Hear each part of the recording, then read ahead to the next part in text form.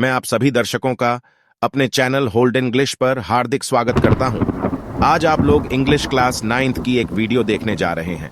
मुझे पूरी उम्मीद है कि यह वीडियो आपको जरूर पसंद आएगी। अगर यह वीडियो आपको अच्छी लगती है तो इसे लाइक, शेयर और सब्सक्राइब जरूर कर लें। तो चलिए इसी के साथ हम अपनी वीडियो शुरू करते हैं।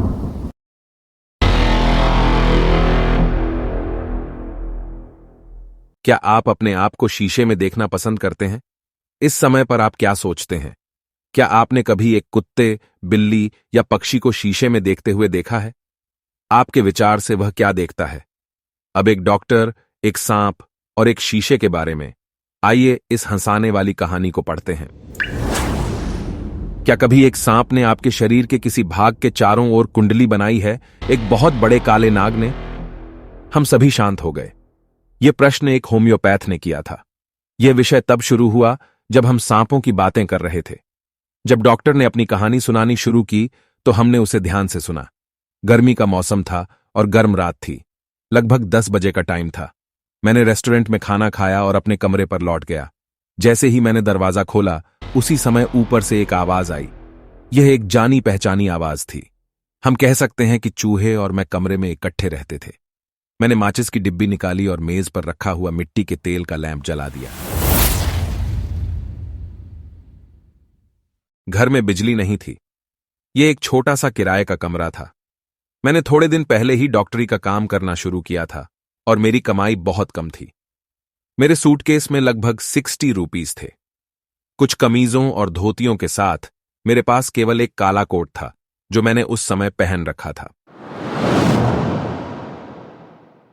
मैंने अपना काला कोट, सफेद कमीज और बनियान जो इतनी ज्यादा सफेद नहीं थी, उन्हें उतार कर लटका दिया।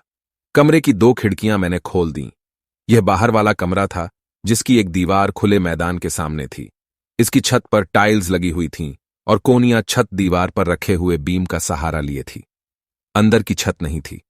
वहां पर बीम से इधर उधर रेगुलरली चूहे चलते रहते थे। मैंने बिस्तर लगाकर उसे दीवार के पास खींचा। मैं लेट गया पर सो नहीं पाया। मैं उठकर बरामदे में कुछ हवा लेने के लिए गया, पर मुझे ऐसा लग रहा था कि हवा के देवता ने छुट्टी कर ली थी। मैं वापस कमरे में गया और कुर्सी पर बैठ गया। मैंने मेज के नीचे रखे बक्से को खोला तथा उसमें से एक बुक निकाली जिसका नाम था मैटेरिया मेडिका। मैंने उसे एक टेबल पर रखकर खोला जिस पर एक लैंप और एक बड़ा सा शीशा पड़ा हुआ था। शीशे के बराबर में ही एक छोटा सा कंघा पड़ा हुआ था। जब शीशा पास में हो तो उसे देखने का मन करता है। मैंने एक बार शीशा देखा। उन दिनों में सुंदरता का बहुत बड़ा प्रशंसक हुआ करता था और अपने आप को सुंदर दिखने में मेरा विश्वास था। मैं शादीशुदा नहीं था और एक डॉक्टर था। मैं सोचता था कि मुझे अपनी उपस्थिति अनुभव करनी चाहिए। मैंने एक कंघा उठाकर अपने बालों में चलाया तथा अपनी मांग को संवारा ताकि यह सीधी और साफ सुथरी लगे। फिर मुझे ऊपर से वही आवाज सुनाई दी। मैंने अपने चेहरे को शीशे में ध्यान से देखा। फिर मैंने एक बहुत ही ज्यादा इंपॉर्टेंट डिसीजन लिया। मैंने डिसाइड किया कि मैं डेली शेविंग करूंगा और ज्यादा सुंदर लगने के लिए पतली मूछें रखूंगा। आखिरकार में एक कुंवारा जो था और उसके ऊपर से डॉक्टर भी था। मैं शीशे में देखकर मुस्कुराया। मेरी मुस्कुराहट एक बहुत ही ज्यादा आकर्षक मुस्कुराहट थी। मैंने एक और जमीन हिला देने वाला डिसीजन ले लिया और वह डिसीजन यह था कि मैं हमेशा यह आकर्षक मुस्कुराहट अपने चेहरे पर रखूंगा और अधिक सुंदर लगने के लिए। आखिरकार में एक कुंवारा जो था और इससे भी बढ़कर मैं एक डॉक्टर भी था। थोड़ी देर बाद फिर से मुझे वही आवाज ऊपर से सुनाई देने लगी।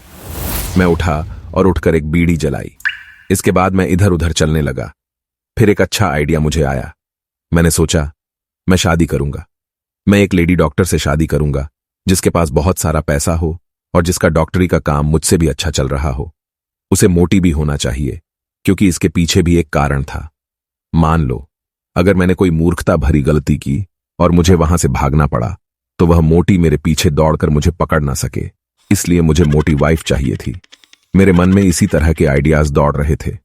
इन आइडियाज को सोचते हुए मैं मेज के पास एक कुर्सी पड़ी हुई थी, उसी कुर्सी पर बैठ गया। ऊपर से कोई आवाज नहीं आ रही थी। अचानक से एक हल्का सा धमाका हुआ, जैसे कि एक रबड़ की नली जमीन पर गिरी हो।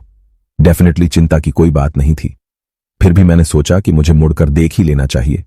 जैसे ही मैं मुड़ा, मैंने देखा कि एक मोटा सांप मेरी कुर्सी की पीठ पर चलता हुआ मेरे कंधे पर आ गिरा। सांप का मेरे ऊपर गिरना और मेरा मुड़ना दोनों काम एक ही समय पर हुए।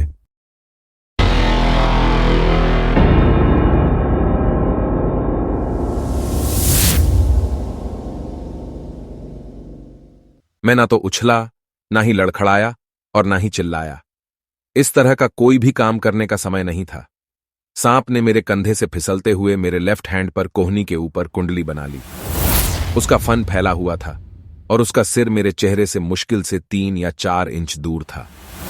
केवल यह कहना ठीक नहीं होगा कि मैंने अपनी सांस रोकी और सांस रोककर बैठा रहा।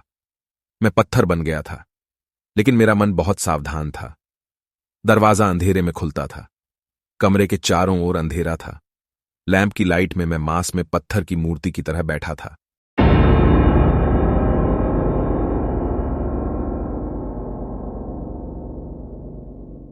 उस समय मुझे संसार और ब्रह्मांड के महान निर्माता यानी कि भगवान की उपस्थिति का अनुभव हुआ। भगवान थे। मान लो मैंने अगर ऐसा कुछ कह दिया जो उसे अच्छा नहीं लगा। अपनी कल्पना में मैंने चमकीले शब्दों में अपने छोटे से दिल के बाहर हे भगवान शब्दों को लिखने की कोशिश की। मतलब मैंने भगवान से मदद मांगने की कोशिश की। मेरे लेफ्ट हैंड में कुछ दर्द हुआ। ऐसा लगा जैसे कि एक मोटी शीशे की छड़ी, नहीं पिघली हुई आग की छड़ी, धीरे धीरे लेकिन जोर से मेरे हाथ को कुचल रही हो। हाथ की सारी शक्ति बाहर निकलने लगी थी। मैं क्या कर सकता था?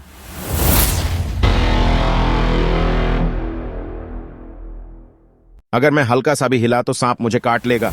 अगर यह काट लेता है तो क्या मुझे दवाई खानी पड़ेगी? कमरे में दवाएं तो थीं ही नहीं। मैं तो एक छोटा सा मूर्ख डॉक्टर था।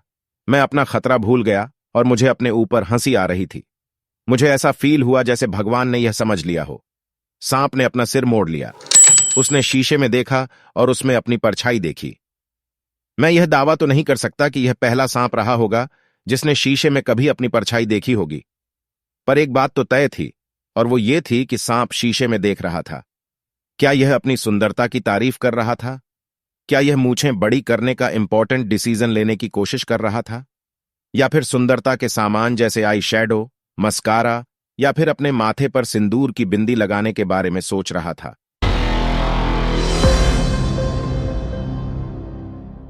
मुझे निश्चित रूप से कुछ भी पता नहीं था। यह सांप एक नर सांप था या मादा, यह मुझे कभी पता नहीं चलेगा, क्योंकि सांप ने मेरे हाथ से अपनी कुंडली खोली और धीरे धीरे रेंग कर मेरी गोद में आ गया। वहां से वह मेज पर शीशे की तरफ चला गया। शायद यह नजदीक से शीशे का आनंद लेना चाहता था। मैं अब केवल ग्रेनाइट पत्थर में कटी हुई मूर्ति नहीं था। मैं अचानक से हड्डी और मांस का व्यक्ति बन गया। अभी सांस रोके हुए मैं कुर्सी पर खड़ा हुआ था। मैं चुपचाप दरवाजे से होकर बरामदे में गया। वहां से मैं उछलकर आंगन में गया और अपनी पूरी ताकत से भागा।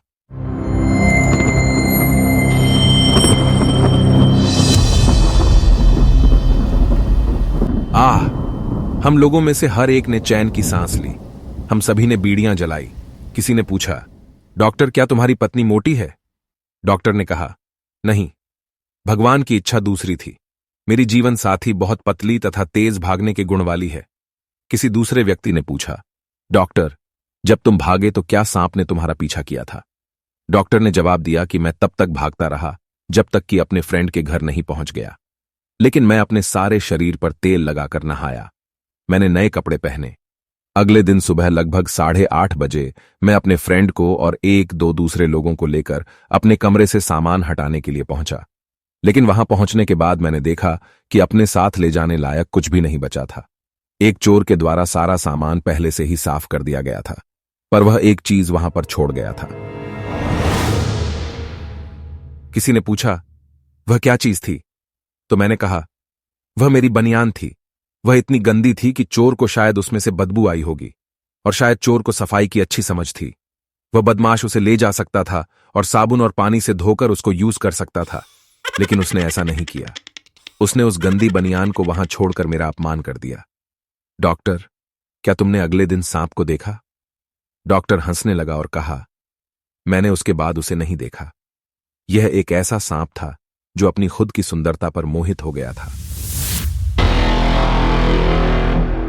तो डियर स्टूडेंट्स, मुझे पूरी उम्मीद है कि यह वीडियो आपको पसंद आई होगी। अगर यह वीडियो आपको अच्छी लगी तो please like and share this video to the other students and subscribe the channel. Thank you very much for watching the video. See you in the next video. Till then, goodbye.